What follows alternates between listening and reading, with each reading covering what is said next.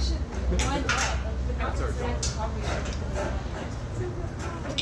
incredible. So good. Yeah, And he's this is almost, amazing. he's almost, what, 27? Yeah. Next birthday? Yeah. He just turned 94. Wow. Yeah, he had his birthday party here last year, thanks to Marty. Well, thanks to you. Yeah, it was really good. So what can we do for you, Steve, to make this happen? All right. Cool. Who would have expected that to come up from that corner? Isn't that nice? Meanwhile, His timing is He said he had his own precise. music, so he's right. Steve, did you want a microphone? Can everybody hear me? Yes, sir. Absolutely. I'm almost ready. Okay. Oh, you go. Okay. I used to play back in the 1970s. I was an entertainer in a coffee shop. And so I could do a whole evening show all by myself with a break for coffee. So I'm going to try to control my desire to go on and on. Watch out. And excuse me. So in fifth grade, we all had to start playing instruments, which was really great because I think that's a key to longevity. So all the boys wanted to play drums, of course, but you couldn't have 15 drummers, so many of us had to play something else. So it turned out in my family, some distant cousin owned a saxophone. So I ended up with this E-flat alto saxophone, which is the same one that I dragged to school in fifth grade in 1939 or whatever it was. And it still works, but there are a lot of things that are, some notes I don't play. Some notes I don't know how to play anyway. So I want to use my age to take you back to another time that is way beyond most of your experience. In fact, I'm going to go even farther. There was a time in the 1890s, which is already 30 years before I'm born, when there were lots of great songs and very strange sentimental songs. And I'm not going to do all of them, but there's one I'd like to do for you called After the Ball Was Over. And I have to say, my grandfather had an act. He wasn't a professional, he was a printer, but he had an act which he did at church parties, apparently, because I have a newspaper clipping from a church newspaper, the German Lutheran Church of Ravenswood, where it says that George Seaberg entertained everybody as usual with his his rendition of Over the Hills to the Poorhouse. Now, God help those people in the Lutheran Church that had to hear this every time. I finally, after many years, looked up the poem Over the Hills to the Poorhouse, and it's pretty awful. I mean, it's sad. And even stranger is that the one who is going to the poorhouse is a woman. So my grandfather is acting out this woman's going to the poorhouse in whenever it was 1910 or something, or even something like that. So I'm not going to do Over the Hills to the Poorhouse because I don't want to murder your sensibilities. But I will sing and attempt to play parts of this song After the Ball Was Over. Now, the song is about a guy who loses his sweetheart, he thinks, because he sees her kissing another guy in a corner of the ballroom and dumps her. This sounds so modern. Dumps her for that, and but finds out years later that that was her brother that she was kissing. And it's a little strange, but I won't go into all of that. So the brother writes him a letter and says, you know, you what's the word I want? You dumped is not the word. You left my sister because you thought I was another lover. Anyway, that sounds like it was not worth telling you about. But it explains a little bit. So here's the way it goes. I have to find my key.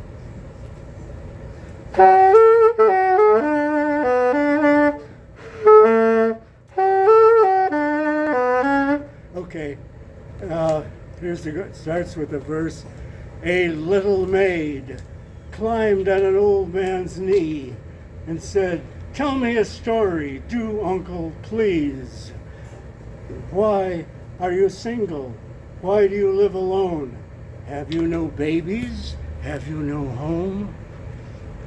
And his reply is, "After the ball was over, after the break of dawn, after the dancers leaving, after the stars are gone, many the heart is aching. If you could read them all, many the hopes that are vanished after the ball."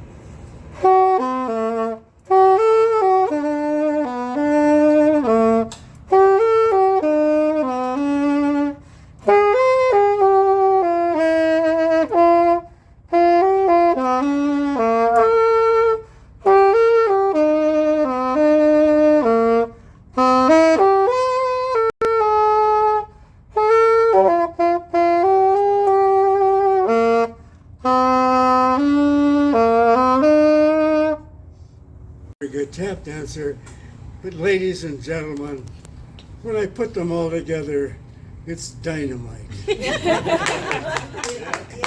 We So agree. I'm going to do for you, I really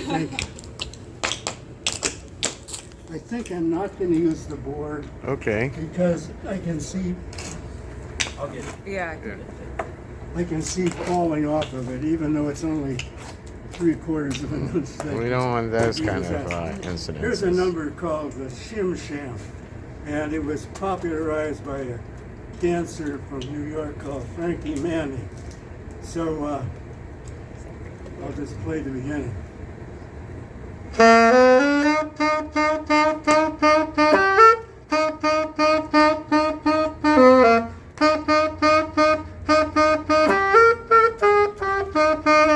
When I was a little boy, about 3:30, my father said, "Son, listen to me.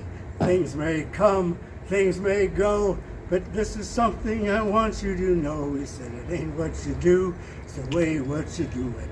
Ain't what you do, the way what you do it. Ain't what you way, it ain't what you do, it's the way that you do it.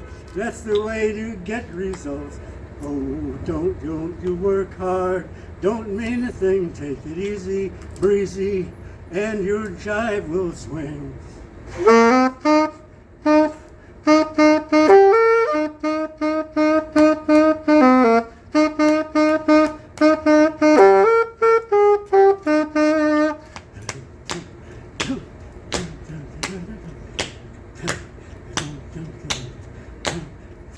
Shim sham. Push, hop over and push, hop, push, hop over,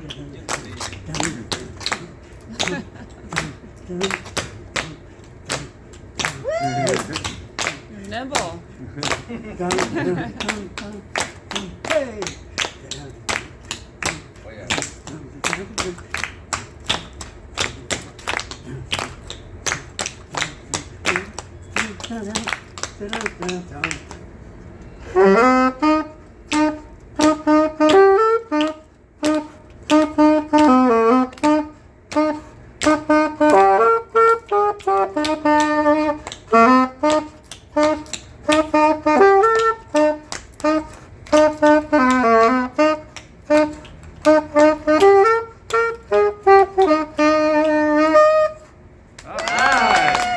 Fantastic.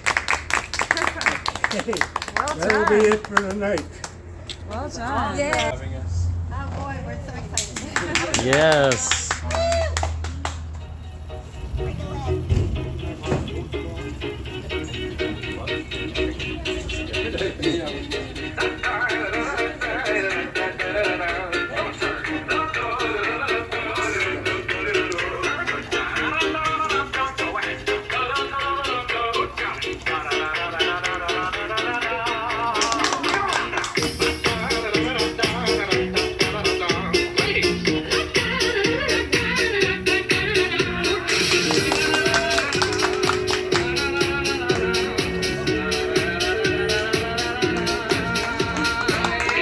Ladies and gentlemen, may I present to you Mr. Charlie Puth on keys.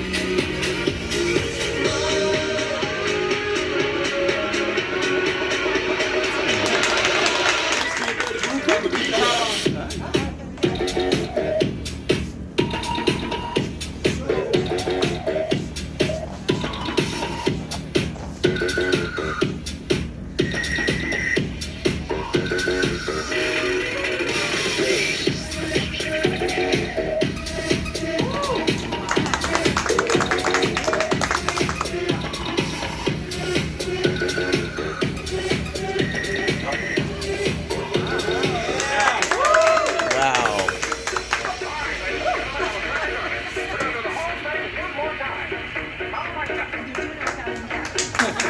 Awesome. Awesome. Fantastic. Get a volunteer from the audience. Yeah. You! Oh, come over here.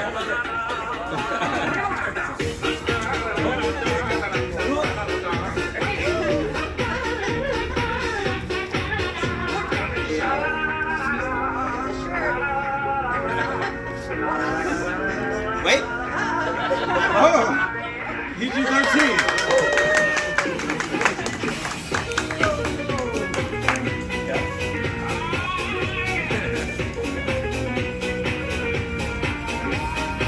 We call this the wall.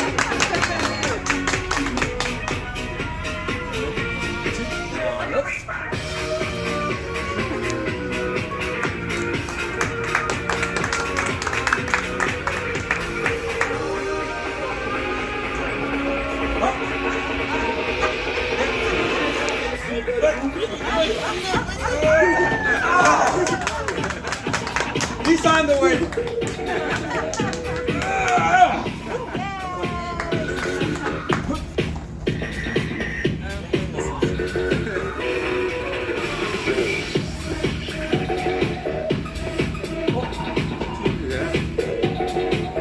It's too much!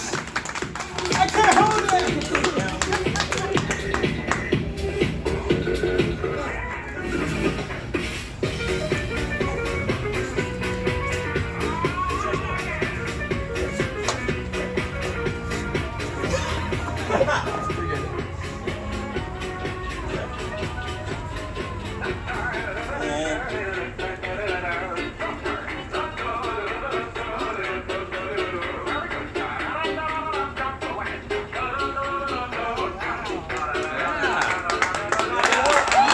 Wow.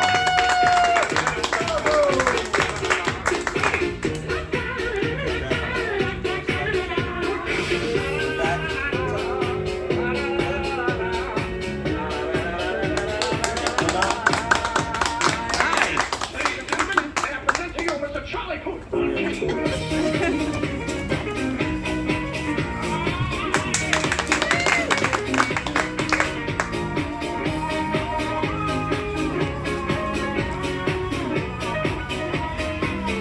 She's not afraid of heights.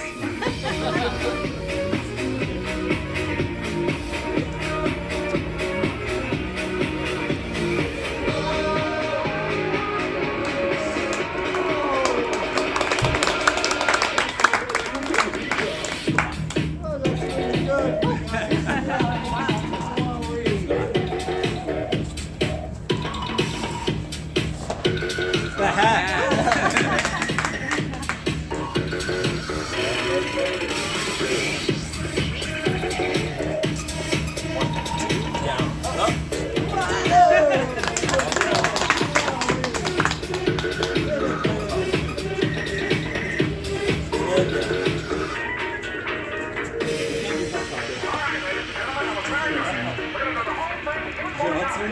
right. This wasn't on the script.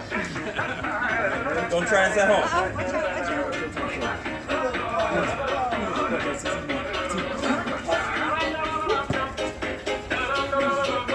Ready? 1, 2, go!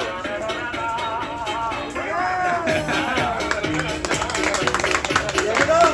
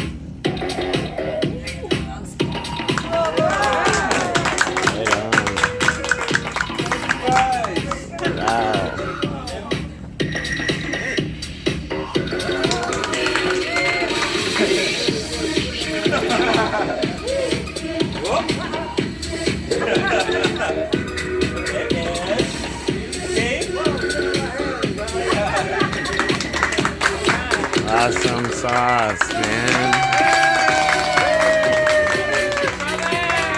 We're not done yet.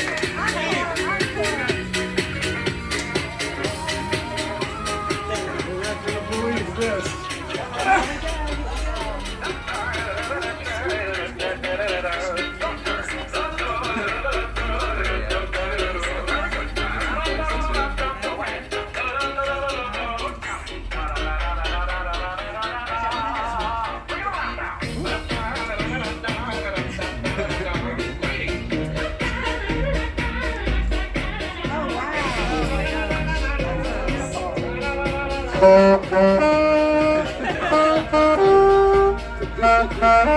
Ladies and gentlemen, I present to you Mr. Charlie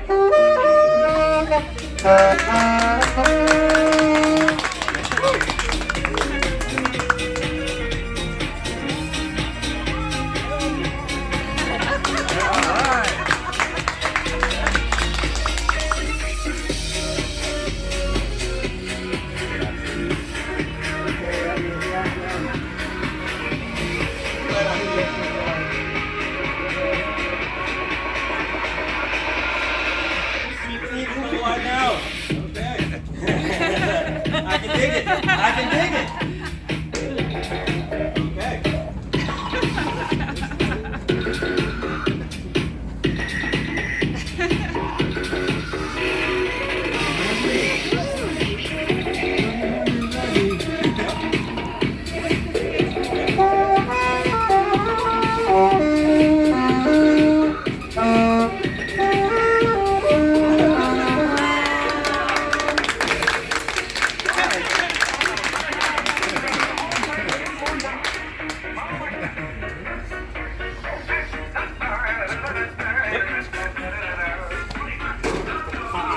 We got you. We got you. Yep. Yeah. Okay. Goes in. Back a little bit. Come on. Come on. Come on.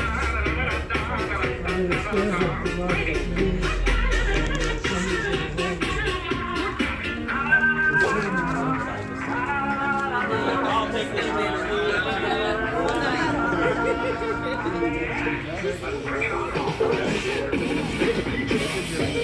Go ahead.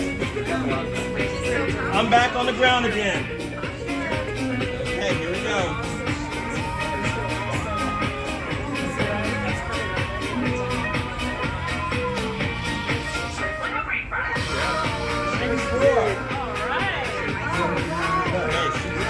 Alright, Susan, hand him with things.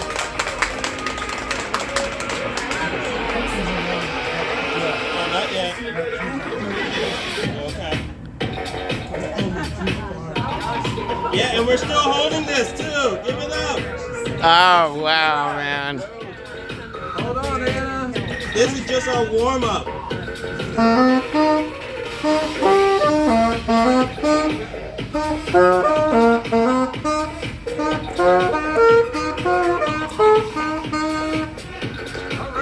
can stay like this for you. Right on.